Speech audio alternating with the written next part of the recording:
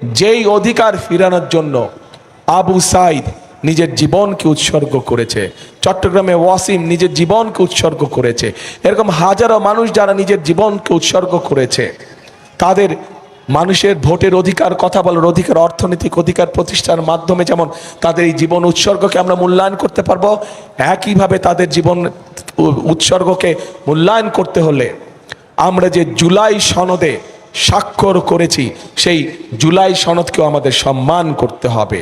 এবং সেজন্যই আপনাদের সকলকে অনুরোধ করব যে ধানের শীষে যেমন সিলটা দিবেন 12 তারিখে, একই সাথে আপনাকে যে দ্বিতীয় ব্যালট পেপারটি দিবে হ্যাঁ এবং না, সেখানে হায়ের পক্ষে দয়া করে আপনারা রায় দিবেন। মনে থাকবে তো প্রিয় ভাই বোনেরা? 5 তারিখে, অগাস্টের 5 তারিখে পরিবর্তন হয়েছে দেশে। দেশের মানুষ পরিবর্তন চায়। কি পরিবর্তন? ফ্লাইওভার হবে বড় বড়, বিল্ডিং হবে বড় বড়, ঠিক আছে, হলে হবে, কিন্তু মানুষ তার নিজের ভাগ্যের পরিবর্তন চায়।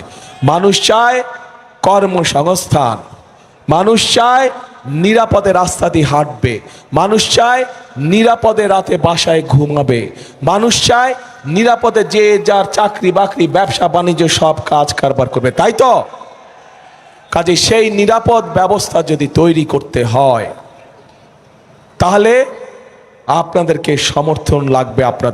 আপনাদের সমর্থন থাকলে সেই নিরাপদ ব্যবস্থা ইনশাআল্লাহ বিএনপি বাংলাদেশে প্রতিষ্ঠিত করতে পারবে। কারণ বিএনপির অতীত ইতিহাস আছে, দেশের আইন শৃঙ্খলা কিভাবে নিয়ন্ত্রণ করতে হয় সেটি বিএনপি একমাত্র অতীতে দেখিয়েছে।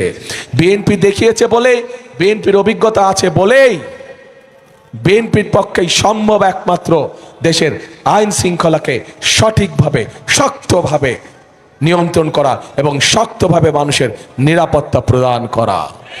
প্রিয় ভাই বোনেরা, যেই পরিকল্পনার কথা বললাম, আবু সাইদের স্বপ্নের যে কথাগুলো আমি বললাম, এগুলো যদি বাস্তবায়ন করতে হয় তাহলে আমাদেরকে আরেকটি বিষয়ের টুটি চেপে ধরতে হবে। বলেন তো কি সেটা? ইয়েস, দুর্নীতি চেপে ধরতে হবে, টুটি চেপে ধরতে হবে। আমরা দেখেছি বিগত 16 বছর উন্নয়নের নামে মেগা প্রজেক্ট হয়েছে। যদি মেগা প্রজেক্টই শুধু হতো আমাদের আপত্তি ছিল না, কিন্তু আমরা দেখেছি কিভাবে মেগা প্রজেক্টের নাম করে মেগা দুর্নীতি করা হয়েছে। এই দুর্নীতির অবসান হতে হবে। আবু সাইদের হত্যাকারীর যেমন বিচার হতে হবে, দেশের মানুষের সম্পদ লুটপাট করে যারা বিদেশে পাচার করেছে, অর্থ পাচার করেছে, তাদেরও এই দেশে বিচার হতে হবে এবং সেই অর্থ, লুটপাটকৃত অর্থ আমাদেরকে চেষ্টা করতে হবে বিদেশ থেকে দেশে ফিরিয়ে নিয়ে এসে মানুষের কাজে ব্যবহার।